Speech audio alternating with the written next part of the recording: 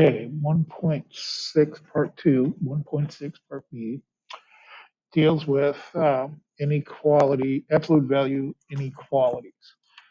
This is where the and the ors come into play more than 1.5.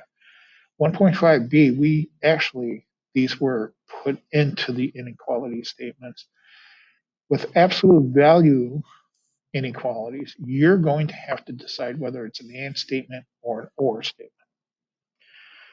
For that to happen, whenever you see a less than, and again, we covered this in 1.5b, whenever you see a less than or equal sign with absolute value bars, it's an and statement. And wherever you see greater than or equal sign, that's going to be an or statement. So don't forget what these graphs look like. And statements are in between, either bracket parenthesis, remember, and then the or statements were both ors for 99% of the time. Okay. So let's go ahead and do the first example. It's a less than sign, so it's an and statement. They're not going to usually give you this. So you have to determine that it's an and statement because it's a less than sign. Then you're going to go and solve each one of these inequality statements. Remember, you have to consider both situations of what's inside is either positive 11 or what's inside is negative 11. Excuse me. And of course, a lot of times I put the negatives first and then solve for the positive. Either way, you're going to get the same answer.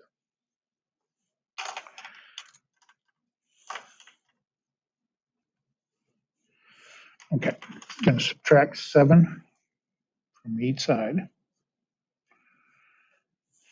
for my first equation. I get 2x less than 11 minus 7 is 4. Divide by 2. And I get x. I'll put it down here. X is less than 2. And let's go ahead and solve this inequality.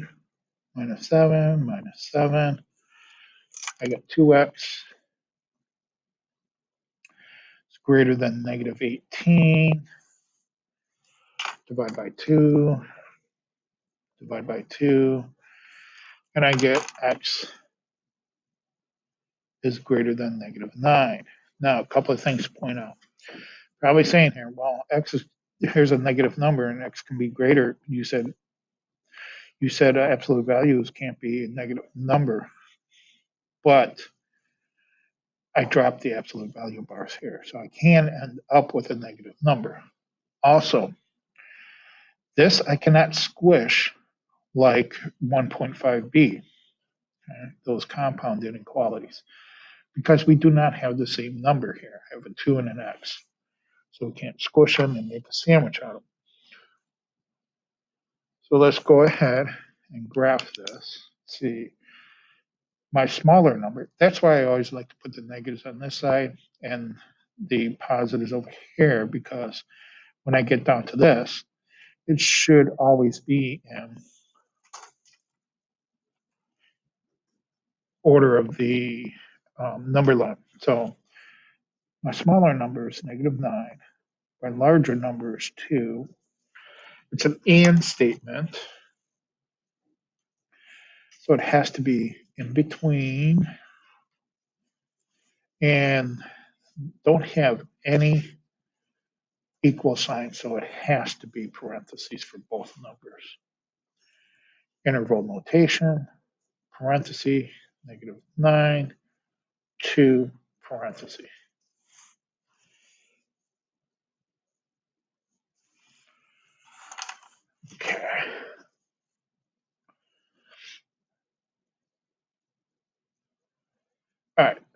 Next example. Here, I have a greater than or equal sign. So this is an or statement. The absolute value of 3x minus 2 is greater than or equal to 8. It's an or statement because the inequality sign is greater than or equal to. So split them up. Again, I would probably put the -8 here and the +8 there, but they already did this for us, so we're going to go ahead and solve it. I'm going to add 2 to both sides. I get 3x is greater than or equal to 10. Divide by 3, divide by 3. So my solution here is x greater than or equal to 10/3. Or solve this side, add 2, add 2. I get 3x less than or equal to -6. Divide by 3, divide by 3. So x less than or equal to, I divided by positive, so leave the sign, -2. So my smaller number is -2. Larger number is 10/3. Or statements go the opposite ways. Both ors, or statements, both ors. Positive infinity, negative infinity. They both have brackets, equal signs, so they get brackets. So interval notation. Negative infinity, always get parentheses. -2, bracket. Next one, 10/3, bracket. And positive infinity, always parentheses. Don't forget the union symbol.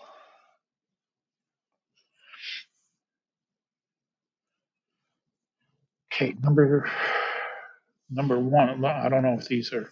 Oh, these are practice problems. So number one. Let's see. Greater than is or. So set it up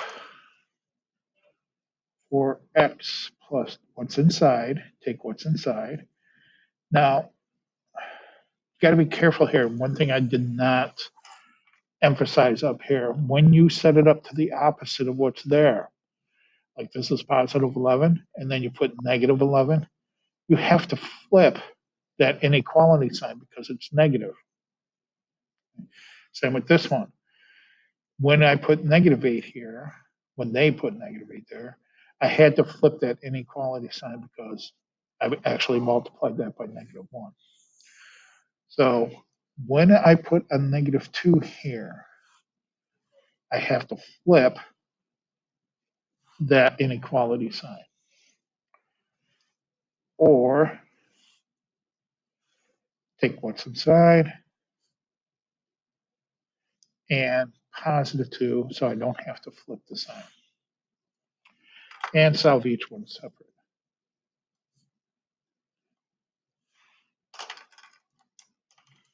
Subtract 10, subtract 10.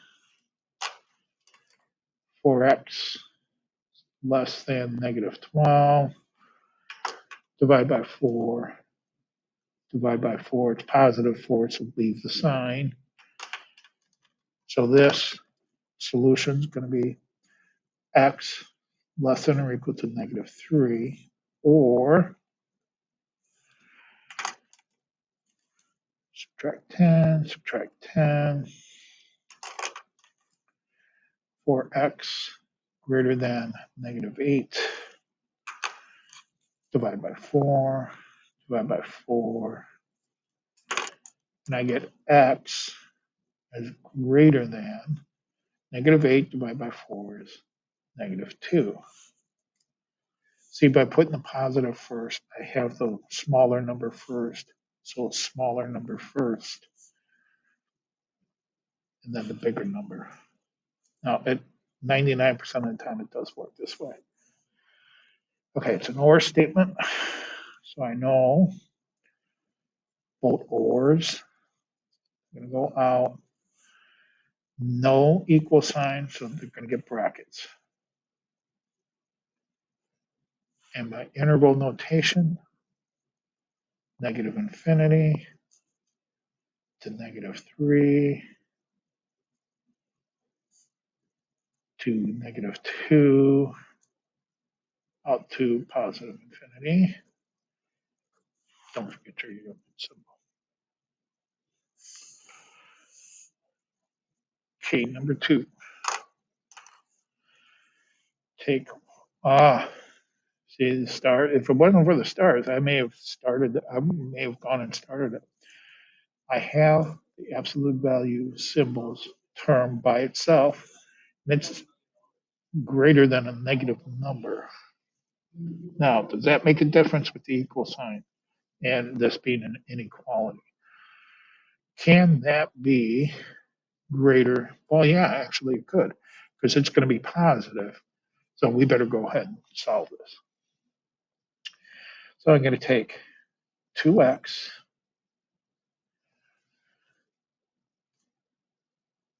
plus 3. I'm going to go ahead and take the opposite of what's there, which is positive 4. Flip the sign because I multiplied that by -1. It's an or statement. And then take what's inside. Keep everything the same because I'm not multiplying the -4 by a negative number. Go ahead and solve. See, -3, -3. I have my 2x less than or equal to 1.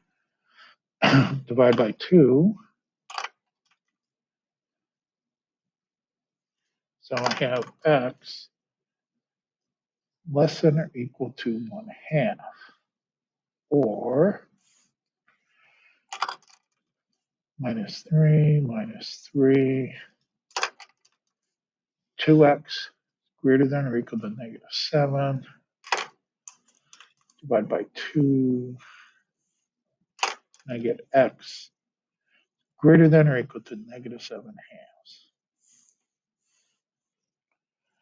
Okay, so that's about, what, 3.5 here, 7/2. So there's my numbers. That's negative, that's smaller. And then I have 1/2. It's an or statement.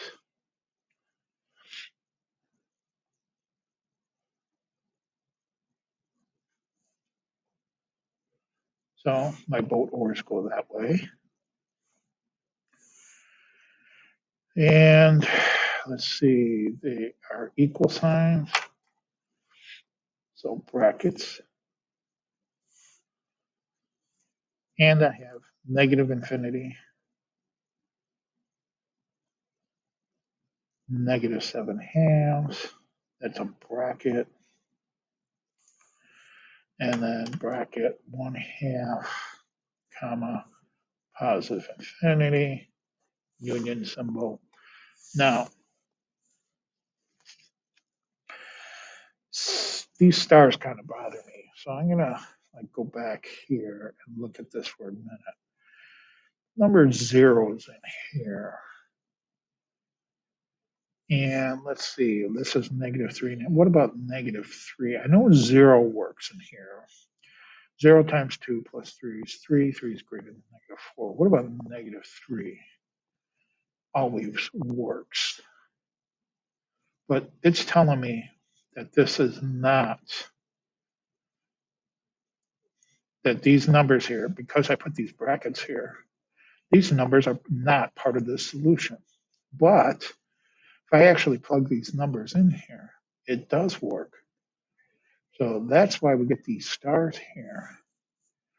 Anything coming out of absolute value bars is always going to be greater than a negative number. So all of this is going to work. So actually, my inner note, all real numbers are going to work. So it's kind of a trick problem that they made us do. Okay, so yeah, watch out for that. If you see now, if you ever see a negative number and absolute value bars by themselves, all real numbers. If you ever see um, an equal sign there, it'd be no solution. So you got to be careful. These are not something that you can just set up and solve. You got to kind of think about things, what's going on. And these two problems are just making sure you isolate the absolute value bars first. So here, I'm going to subtract 8, and I get the absolute values of 4x minus 9 less than or equal to negative 3. And again, we just ended up with this situation. So I don't even have to do any of this. I could go ahead and solve everything, but I know that because after I isolated the absolute value term, this is again going to be all real numbers. Save myself a lot of time. Anything coming out of the absolute values. Oh, I'm sorry, this is less than or equal to. Oh, my mistake. Is always going to be positive, so it can't be less than a negative number. There's no solutions to this. My mistake. I thought that was greater than or equal to. Whatever's inside of here is always going to be positive. There's no way a positive number can be less than or equal to a negative number. So there's no solutions. Let's try this one. Okay, before you split these up into an and or statement, always get it by itself first. So I have the absolute value, negative x plus 5 is greater than 10. Okay, now I can determine, because sometimes they might have like a negative 5 out here, and you'd have to divide by a negative number, you'd have to flip that sign. So now if I set this up, I have negative x plus 5, and I'm going to put the negative number first. So I'm going to flip my sign. It's greater than, so it's an or. Negative x plus 5. I'm going to keep it the same. I'm not multiplying that number by a negative. Solve each one of these separate. Minus 5, minus 5, negative x less than negative 15, multiply by or divide by negative 1, doesn't matter. X, flip it, because I'm dividing by negative 1. So that's part of my solution. X is greater than 15. Solve this side. Minus 5, minus 5. Negative x greater than, I'm subtracting 5, so positive 5. Divide by negative 1 or multiply by negative 1. Flip the sign. Negative 5. Okay, so here's my negative 5. Here's my 15, smaller, large. C, greater than. It's an or statement. I'm assuming they're going to go out this way. No equal sign. Brackets. I have a negative infinity going to negative 5. All parentheses. Parenthesis 15 to positive infinity. So these are a little complicated for absolute value inequalities. A lot of stuff going on with them. A lot of thinking of what's happening.